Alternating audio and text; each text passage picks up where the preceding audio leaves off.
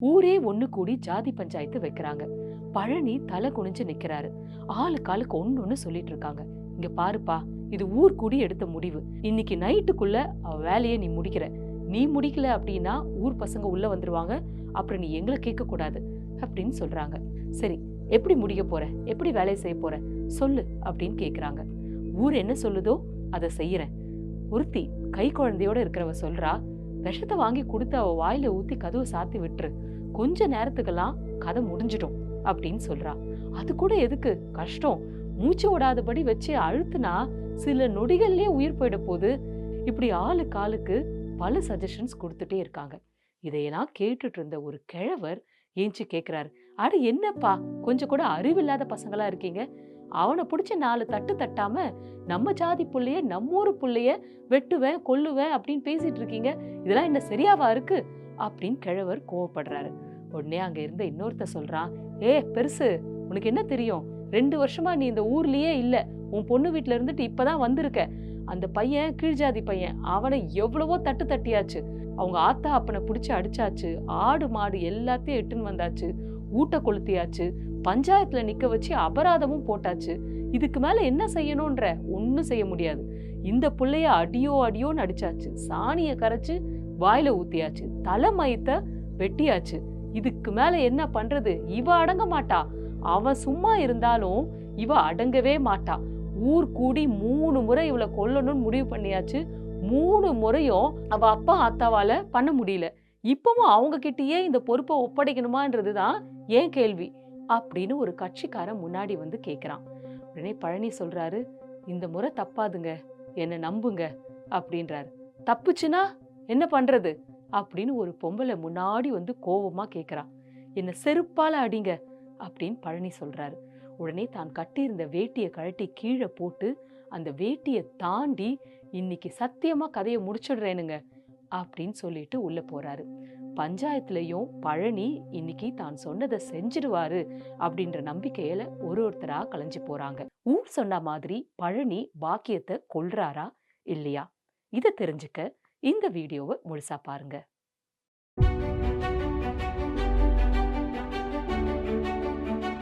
இவங்களாம் யாரை பத்தி பேசுறாங்கன்னா, பழனியோட பொண்ணு பாக்கியத்தை பத்தி பேசுறாங்க. பாக்கியம் அங்க காலனி தெருவுல இருக்கிற ஒரு பையனை காதலிக்கிறா. இந்த விஷயம் ஊர்க்காரன் யாரோ ஒருத்தருக்கு தெரிஞ்சு பழனி கிட்ட வந்து சொல்லும் பொழுது, பழனி எவ்வளவு கேட்டும் பாக்கியம் கிட்ட இருந்து மழுப்பலான பதில் தான் வந்திருக்கு. கொஞ்ச நாள்லாம் அவ எக்ஸாம் எழுதுறன்னு போகும்பொழுது அங்கேயும் வேற யாரோ பார்த்து பழனி கிட்ட சொல்றாங்க. உடனே காதும் காதும் வச்ச மாதிரி கல்யாணத்தை முடிக்கலான்னு மாப்பிள்ளைய பார்த்து எல்லாம் தயார் பண்றாரு பழனி. ஆனா இவ முந்தின நாள் மூட்டைப்பூச்சி மருந்தை குடிச்சிடுறா. அவளை காப்பாத்துறதுக்குள்ள போதும் போதும் ஆயிடுது. அப்புறம் கொஞ்ச காலம் கழிச்சு திரும்ப கல்யாண பேச்சு எடுக்கும்போது தூக்குல தொங்கறதுக்கு முயற்சி பண்றா. இப்படியே போனதால பழனிக்கு என்ன பண்றதுன்னு தெரியல. பாக்கியமும் சும்மா இல்ல. தான் காதலிச்ச பெரியசாமிங்கிறவனோட எப்படியாவது ஓடி போய் கல்யாணத்தை பண்ணிக்கணும் அப்படின்ற ஒரு ஆர்வத்தோட இருக்கா. இது வரைக்கும் 3 முறை ஓடி போயிருக்கா. 3 முறையும் ஊர்க்காரங்க யார் கண்லையாவது பட்டு பெரியசாமிய அடிச்சு உதைச்சு இவளை இழுத்துட்டு வந்து ஊர்ல விட்டுடுறாங்க. இதே மாதிரிதான் போயிட்டு இருக்கு. ஊர்ல கொண்டு வந்து விட்டதுக்கு அப்புறம் பாக்கியத்துக்கு நரக வேதனை. அவளோட அம்மா சாமியம்மா ஒவ்வொரு வாட்டியும் சாமியாட்டம் ஆடி தீத்துருவா. பாக்கியத்தை அடியோ அடின்னு அடிச்சு விளக்கு மார்த்தையும் செருப்பையும் பிச்சு எடுத்துருவா. பாக்கியம் அழவே மாட்டா. ஊர்க்காரங்க எல்லாம் சேர்ந்து அவ தலை முடிய அறுத்து போட்டாங்க. அவ வாயில சாணிய கரைச்சி ஊத்துனாங்க. இன்னும் என்னென்னலாமோ நம்ம சொல்ல முடியாத அளவுக்கு, அதாவது 30 ஆண்கள் கூடி நின்னு தன்னோட வேட்டியை அவிழ்த்து அவகிட்ட காமிச்சு, இதுக்கு தானே நீ ஆசைப்படுற, எடுத்துக்கோ, எதுக்கு கீழ்ஜாதி பையன்கிட்ட போற, எங்க கிட்ட வா அப்படின்னு சொல்ற அளவுக்கு கொடுமைய பாக்கியத்துக்கு பண்ணிட்டாங்க. ஆனா பாக்கியம் எதுக்குமே அசரல. பல முறை பழனி மூட்டைப்பூச்சி மருந்தை வாங்கி வீட்டுல வச்சுட்டு வீட்டுல இருக்கிற எல்லாரையும் கூட்டிட்டு கோயிலுக்கு போயிடுவாரு. ஒரு 2-3 மணி நேரம் கழிச்சு வந்து பாப்பாரு. அதை குடிச்சாவது தன்னோட பொண்ணு செத்திருக்க மாட்டாளா அப்படின்ற ஒரு எதிர்பார்ப்புல பாப்பாரு. ஆனா பாக்கியம் அசரல. ஒரு முறை மாட்டை கட்டுற கயிறை எடுத்துட்டு வந்து வீட்டுக்குள்ள வச்சுட்டு போனாரு. அவ இதுல தூக்குல தொங்கட்டும்னு அவளுக்கு தெரியற மாதிரி. ஆனா திரும்பி வந்து பார்த்தா பாக்கியம் சமைச்சிட்டு இருந்தா. சாமி அம்மா ஒவ்வொரு முறையும் கல்ல பெத்தனா புள்ளைய பெத்தனான்னு தெரியலையேன்னு ஓன்னு கதறி அழுறத வழக்கமா வச்சிட்டு இருந்தா. ஆனா இப்ப ஊர் கூடி பாக்கியத்துக்கு ஒரு முடிவை கட்டிட்டாங்க. எல்லாருமா சேர்ந்து பாக்கியம் இறந்ததுக்கு அப்புறம் பணத்தை ஊர் தான் எரிக்கும், சர்க்கரையை நிறைய வாங்கி வச்சிருங்க, மொத்தமா போட்டு எரிச்சிடலாம், ஏன்னா நல்லூர்ல நடந்த மாதிரி இங்கேயும் ஆயிட போகுது அப்படின்னு பேசுறாங்க. நல்லூர்ல என்ன நடந்ததுன்னா, இதே மாதிரி பையனும் பொண்ணும் வேற வேற ஜாதியில காதலிக்கிறாங்க. ஊர் கூடி ஒண்ணு சேர்ந்து பஞ்சாயத்து வச்சு 2 பேரையும் உட்கார வச்சு காதுல விஷத்தை ஊத்தி கொன்னு இருக்காங்க. அந்த 2 பேரும் இறந்ததுக்கு அப்புறம் பொணங்களை புதைச்சிட்டாங்க. விஷயம் கேள்விப்பட்டு போலீஸ் வந்து தோண்டி எடுத்து சோதனை செஞ்சு உண்மையை கண்டறிஞ்சாலும் யாருமே சாட்சி சொல்ல முன் வரல. அதனால இந்த கேஸ இதுக்கு அப்புறமா நடத்தவே முடியல. ஆனா நடந்த விஷயம் எல்லாருக்கும் தெரிஞ்சிருச்சு. நல்லூர்ல நடந்த மாதிரி எங்கேயும் நடந்துடக்கூடாது. அதனால பாக்கியத்தை நாம காதும் காதும் வச்ச மாதிரி எரிச்சிடணும். எல்லாரும் கேட்டுக்கோங்கப்பா, நாளைக்கு யாரும் வீட்டை விட்டு வெளில வராதீங்க.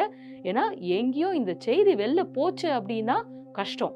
காதும் காதும் வச்ச மாதிரி நம்ம காரியத்தை முடிக்கணும். இது கடைசி வாய்ப்பு, அவங்க பெத்தவங்களுக்கே கொடுக்கலாம், அப்படி இல்லாட்டி நாம கையில எடுத்துடலாம் அப்படின்னு ஊர்ல பேசிட்டு போயிருக்காங்க. இப்ப இவ்வளவு பேச்சுக்களையும் வாங்கின பழனி வீட்டுக்குள்ள வராரு. உள்ள நுழையும் போது ஓடி வந்து ஒரு வயசான அம்மா, அது பழனியோட அம்மா, அவங்க பேரு துளசி, பழனியோட காலை கட்டிட்டு ஓன்னு அழறாங்க. வேணா சாமி, நம்ம குலத்தை அழிச்சிடாத சாமி, ஒரு பொம்பளை புள்ளைய நீ கொன்ன அப்படின்னாக்கா 7 ஜென்மத்துக்கு அந்த பாவம் உன்னை வந்து சேரும்.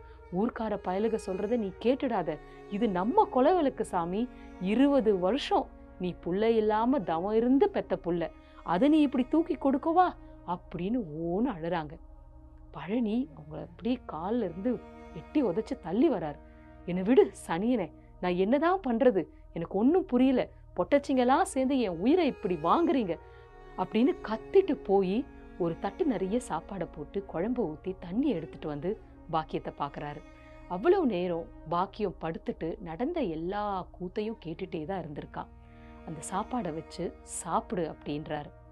சாமி அம்மா இதில் பழனி விஷத்தை கலந்து கொண்டு வந்து கொடுத்துருக்காருன்னு தெளிவாக அவளுக்கு புரிஞ்சிடுச்சு. சாப்பிட்டு தொலையட்டும், இதுக்கு அப்புறமாவது எந்த பிரச்சனையும் இல்லாமல் இவளுக்கு அடுத்ததா இருக்கிற ஒரு பொண்ணு, அவள் கால் நடக்க முடியாமல் இருக்கிறா, அவள் பேரு செல்வராணி, அவளோட சேர்ந்தாவது நாம கொஞ்சம் நிம்மதியாக வாழலாம், தன் புருஷனுக்கு இதுக்கு அப்புறமாவது நிம்மதி கிடைக்கட்டும் அப்படின்னு சாமி அம்மா நினைக்கிறா. ஆனா செல்வராணி பாக்கியத்தோட தங்கச்சிக்கு மனசு பதைக்குது. ஐயோ, அக்காக்கு விஷத்தை கலந்து சாப்பாட்டை கொடுக்குறாங்களே அப்படின்னு முதல் முறையா தன்னோட அப்பா பழனிய கோவமா பாக்குறா. அவளுக்கு தன்னுடைய அப்பாவை பிடிக்காம போகுது. சாப்பாட்டை கொண்டு வந்து வச்சு சாப்பிடு அப்படின்னு பழனி சொல்றாரு. பாக்கியம் எந்தவித சலனமும் இல்லாம இந்த சாப்பாட்டு தட்டை இட்டு ஒரு உருண்டையா சாப்பிட்டுக்கிட்டே இருக்கா. பழனி அழுதுட்டே இருக்காரு. எவ்வளவோ உனக்கு புத்தி சொன்னேன், நீ எதையுமே கேட்கல, இப்போ கடைசியில் எந்த நிலைமைக்கு கொண்டு வந்து விட்டுட்ட பாத்தியான்னு தலையில அடிச்சு அழுகுறாரு. 2வது சோறு வச்சுக்கோ அப்படின்றாரு. பாக்கியம் எந்த மறுப்பும் சொல்லல. திரும்பவும் சாதம் போட்டு திரும்பவும் சாப்பிட்றா. செல்வராணி நிறைய தண்ணி எடுத்துட்டு வந்து வைக்கிறா. ஏன்னா விஷம் குடிச்சா, தண்ணி நிறைய குடிச்சா அந்த விஷம் முறிஞ்சு போயிடும், எந்த பாதிப்பும் வராது அப்படின்றது அவளோட நம்பிக்கை. ஃபுல்லா சாப்பிட்டு முடிச்ச பாக்கியம் அப்பாவை ஒரு விதமான அன்போட பாக்குறா. உடனே பழனி எந்திரிச்சு உள்ள போய் ஒரு மரப்பெட்டியை எடுக்கிறாரு. அந்த மரப்பெட்டிலேருந்து 60,000 பணத்தையும் கொஞ்சம் நகையையும் அவளோட படிச்ச சர்டிபிகேட்ஸ் எல்லாத்தையும் எடுத்துட்டு வெளியில வராரு. சாமியம்மா, உன் கழுத்து காது கையில இருக்கிறதெல்லாம் சீக்கிரம் கழட்டு அப்படின்றாரு. யாருக்கும் ஒண்ணுமே புரியல. சாமியம்மா அப்படியே பிரம்ம பிடிச்ச மாதிரி நிக்கிறா. என்ன பண்றீங்க, ஊரை எதிர்த்துட்டு நாம ஒன்றும் பண்ண முடியாது, நான் சொல்றத கேளுங்க அப்படின்றா.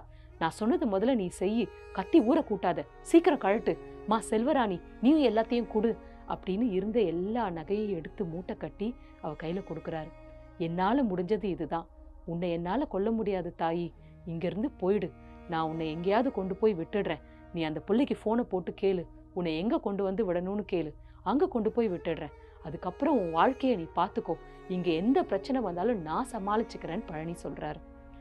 உடனே பாக்கியம் அவரோட காலில் விழுந்து இத்தனை நாள் பேசாம இருந்த அப்பா கிட்ட எல்லாத்தையும் கொத்தி தீத்து அழறா. அப்பா, நான் தப்பு பண்ணிட்டேன், என்னை விட்டுடுங்க, நான் எங்கேயும் போல, நான் இங்கேயே இருக்கேன்ப்பா, நீங்க என்ன சொன்னாலும் கேட்கிறேன், நீங்க யாரை கல்யாணம் பண்ணிக்க சொல்றீங்களோ நான் பண்ணிக்கிறேன், என்னை எங்கேயும் அனுப்பாதீங்க அப்படின்றா.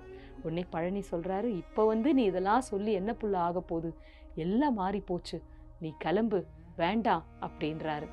இது வீம்புக்கு சூரி கத்திய முழுங்குற ஜாதி, இங்க கட்டுறதுக்கு கோவணம் இல்லை அப்படின்னாலும் ஜாதி பெருமையை விட்டு கொடுக்க மாட்டானுங்க.